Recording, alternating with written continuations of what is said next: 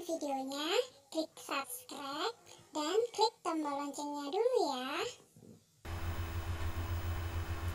Halo adik-adik semua, assalamualaikum warahmatullahi wabarakatuh. Ketemu lagi bersama kakak di sini di channel Ayo Belajar Supaya Pintar. Nah, adik-adik, kali ini kakak akan membahas video selanjutnya dari sebelumnya ya, yaitu di pembelajaran 5. Nah, kali ini kakak akan membahas tentang buku tematik kelas 3, tema 1, pertumbuhan dan perkembangan makhluk hidup. Nah, buku ini adalah revisi 2018. Kakak nanti akan membahas di subtema 1, ciri-ciri makhluk hidup, dan di pembelajaran 5. Ini adalah pembelajaran 5 ya. Jadi, buku siswa kelas 3, tema 1, subtema 1, pembelajaran 5. Nah, langsung saja kita akan bahas materi dan soalnya berikut ini. Nah, di sini ada Ayu menulis. Perhatikan gambar berikut ini. Nah, kalian bisa memperhatikan gambarnya ya. Ini ada gambar 1, ada ini adalah Edo, terus Udin dan Beni. Ini namanya Edo, Udin dan Beni. Mereka sedang bermain. Terus di sini Edo selepas bermain itu langsung mengambil makanan ya, tetapi temennya ini ada Beni, dia mencuci tangan terlebih dahulu. Setelah itu Edo, Beni, dan Udin memakan makanan yang telah disiapkan tadi. Setelah mereka memakan makanan itu, ternyata Edo di sini berbaring sakit, dan Beni dan Udin terlihat wajahnya sangat sedih. Nah, bekerjalah dengan cara berkelompok. Buatlah cerita berdasarkan gambar di atas. Buatlah cerita pada tempat yang sudah disediakan di halaman berikutnya.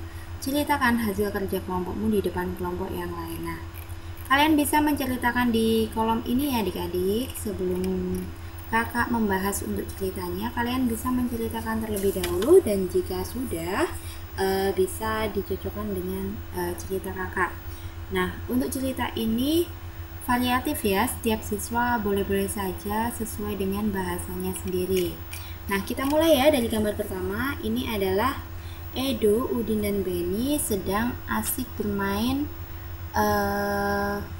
Bermain apa sih itu? Oh, cacing ya?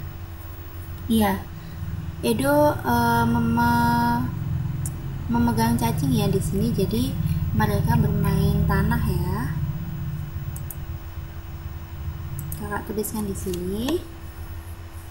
Edo, Udin, dan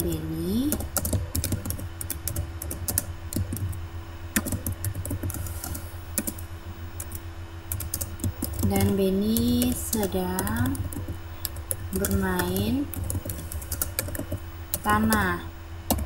Terlihat Edo memegang cacing ya.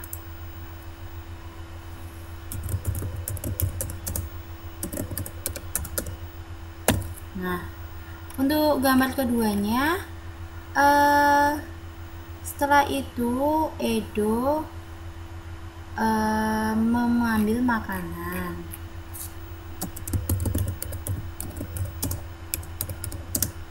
Edo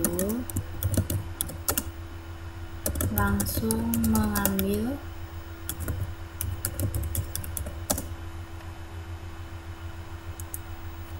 makanan, tetapi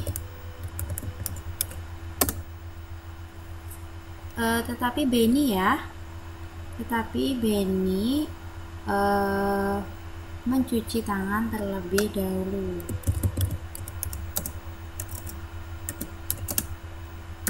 Beni terlihat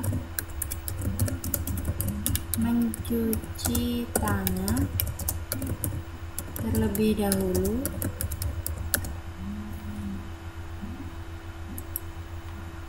sebelum mengambil makanan. Lalu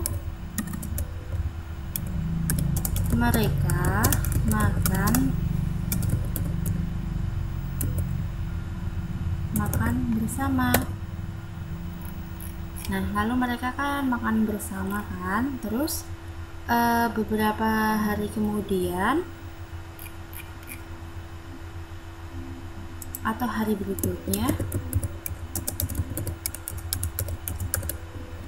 Edo terlihat berbaring sakit dan teman yang lainnya sangat sedih.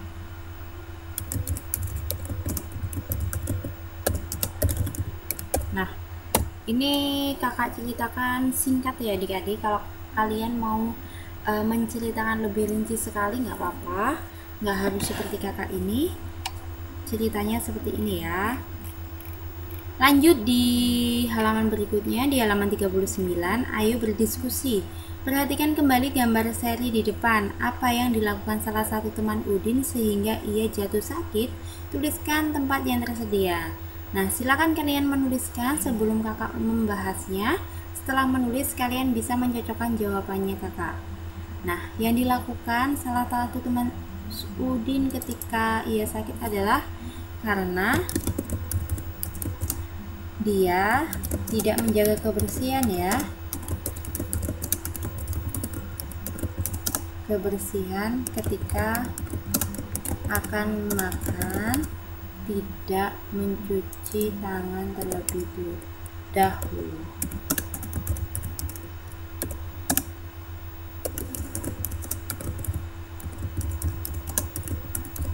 Nah, ini adalah jawabannya ya adik-adik.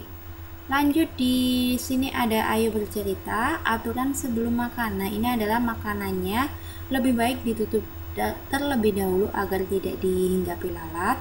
Terus mencuci tangan terlebih dahulu sebelum makan, dan yang kalah penting kalian harus berdoa terlebih dahulu sebelum makan. Nah, aturan sebelum makan. Salah satu ciri makhluk hidup adalah tumbuh. Untuk bertumbuh, maka makhluk hidup perlu makanan.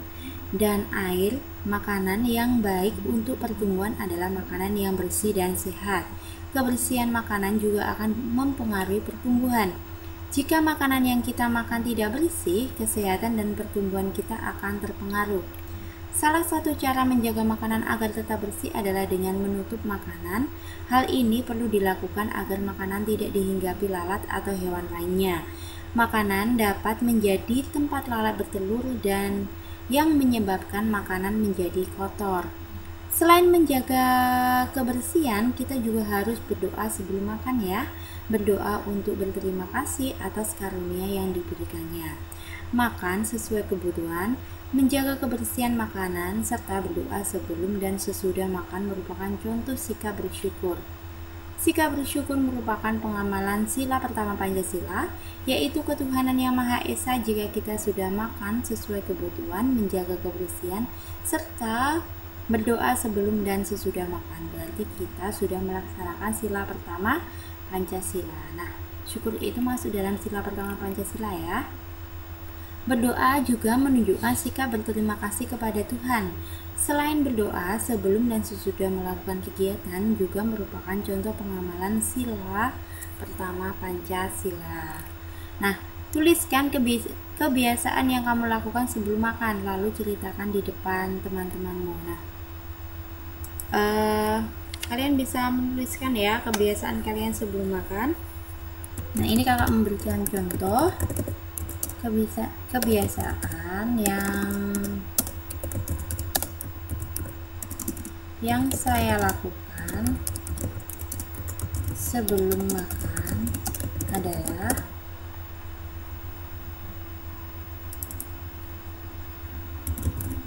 mencuci tangan terlebih dahulu.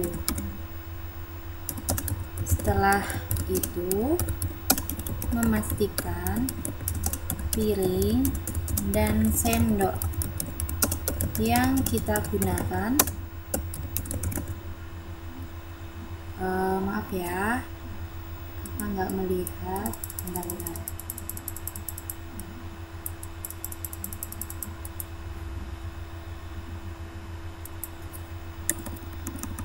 memastikan piring dan sendok yang kita gunakan bersih. Kalau belum bersih bisa kalian cuci dulu ataupun bisa dilap dengan tisu. Setelah itu tidak lupa untuk berdoa.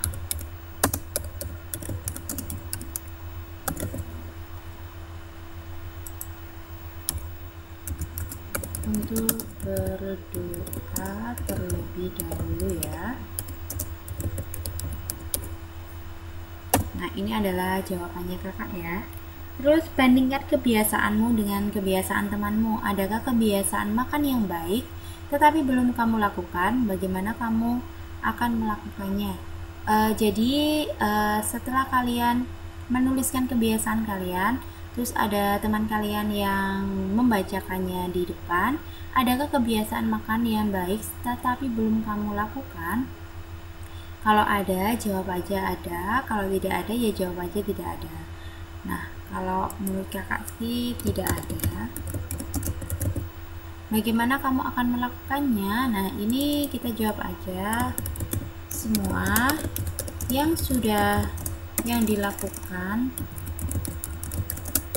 teman saya sudah saya lakukan semuanya.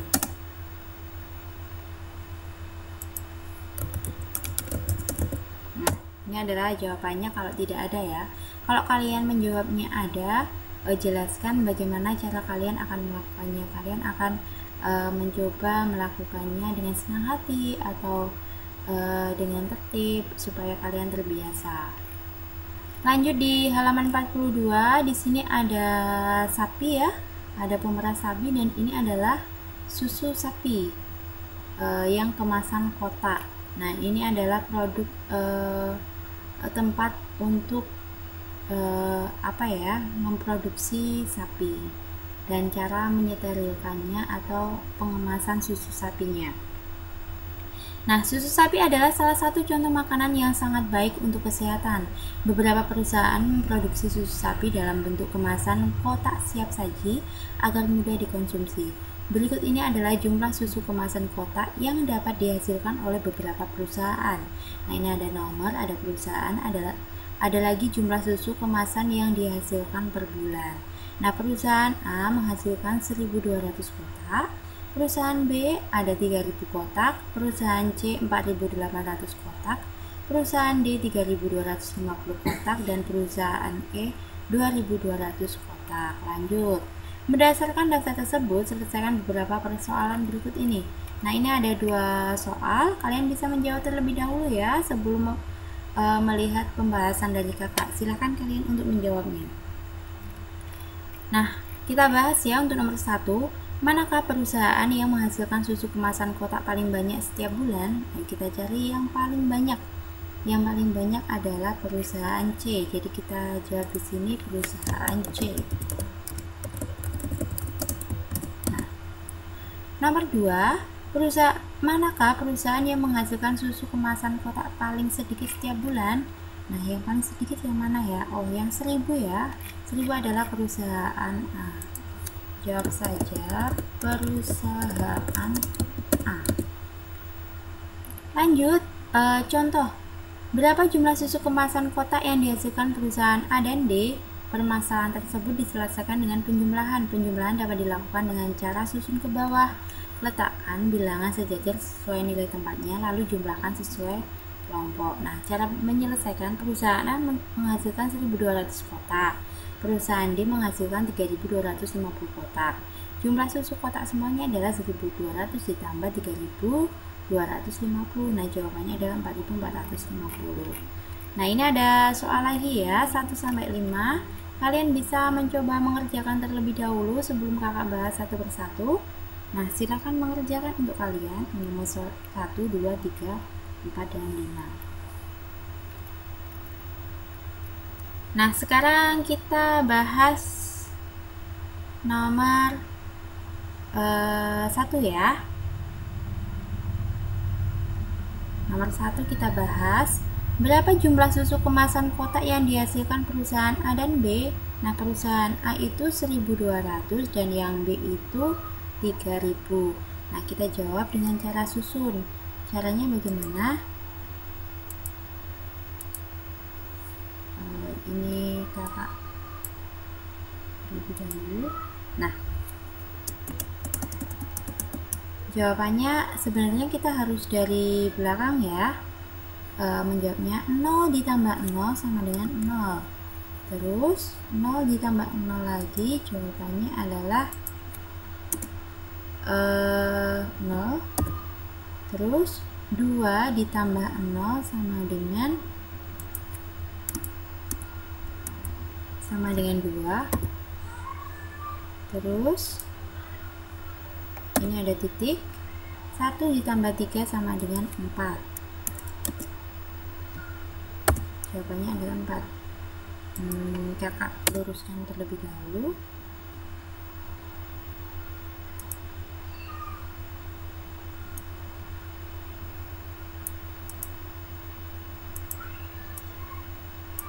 Nah, jadi jawabannya adalah 4200 ya. Nah, jawabannya jadi 0 tambah 0, 0, 0 tambah 0, 0, 2 tambah 0 sama dengan 2, 1 tambah 3 sama dengan 4. Nah, jawabannya adalah 4200. Terus lanjut di soal yang kedua, berapakah jumlah susu kemasan kotak yang dihasilkan perusahaan B dan E? Nah, B itu 3000, kita tulis saja 3000, ditambah kalau yang E itu 2200. Oke, seperti ini. Terus kita tambahkan ya.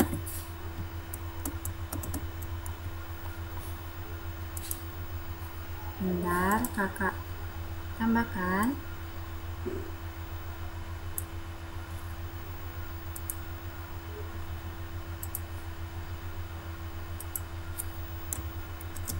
Nah, hasilnya berapa sih untuk ini? Aduh.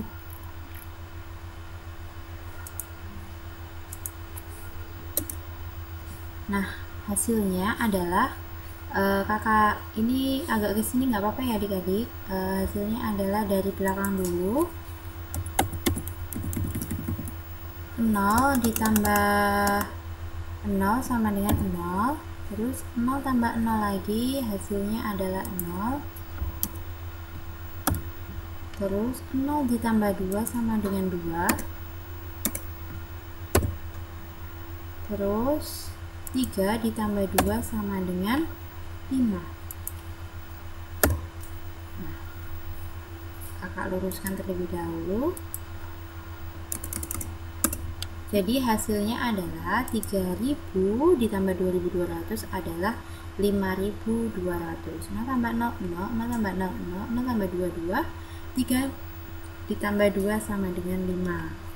Lanjut di nomor 3. Berapa jumlah susu kemasan kotak yang dihasilkan perusahaan A dan E? Nah, kalau A itu 1200. Bisa kita lihat di atas ya, kalau A itu 1200. Terus yang E itu 2200.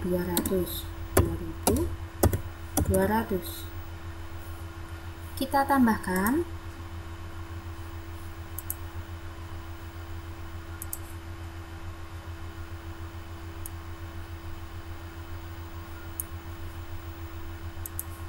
Tambahkan terlebih dahulu. Kerjakan dari belakang ya adik-adik.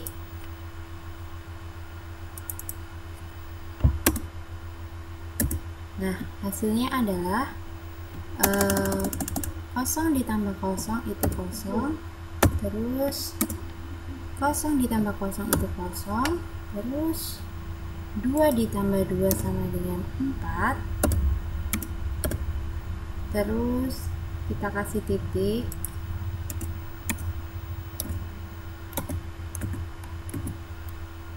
Terus 1 ditambah 2 sama dengan 3.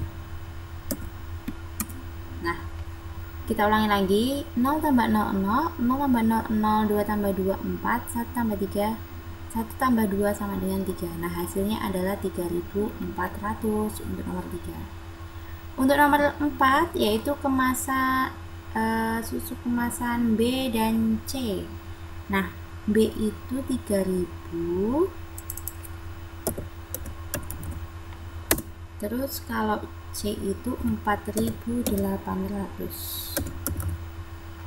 Bisa kita tambahkan.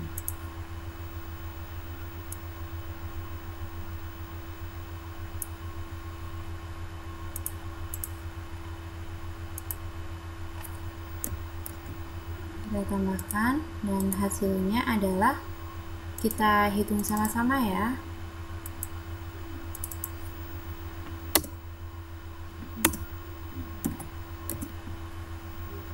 Ini kita hitung sama, yang belakang 0 tambah 0 0, terus 0 tambah 0 0,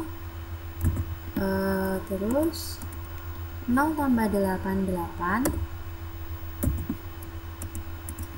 titik 4 tambah 3 sama dengan 7.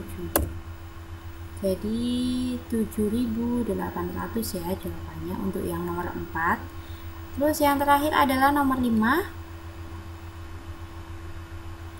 Nomor 5 perusahaan A dan C. Kalau A itu adalah 1.200, kalau C itu 4.800. 4.800. Nah, kita jumlahkan ya.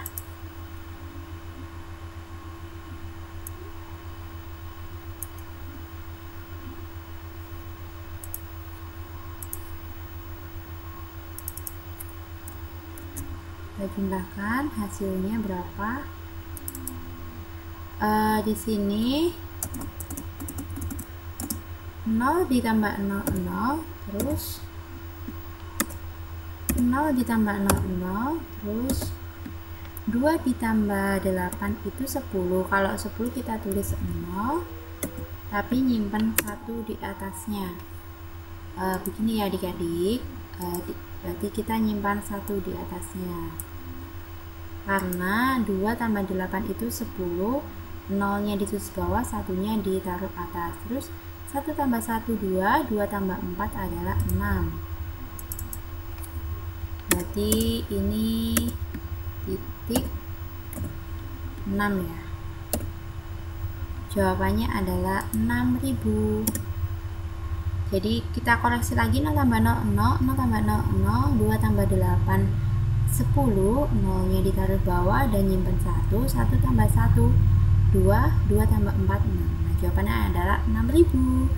Nah, semoga kalian betul semuanya ya adik-adik. Dan kalau ada kesalahan di kakak mohon dikoreksi. Terus kegiatan bersama orang tua. Orang tua membantu siswa mempraktikkan berdoa sebelum dan sesudah makan saat di rumah. Nanti kalian belajar dengan orang tua kalian untuk mempraktikkan doa sebelum dan sesudah makan di saat di rumah. Dan ini harus menjadi kebiasaan kalian ya. Nah, di pembelajaran 5 sudah kakak bahas semuanya. Semoga video ini bermanfaat untuk kalian semua yang melihatnya. Dan mohon maaf jika ada kesalahan dalam jawaban yang kakak berikan dan juga materi yang kakak sajikan tadi. Kurang lebihnya mohon maaf. Akhiri salam. Wassalamualaikum warahmatullahi wabarakatuh.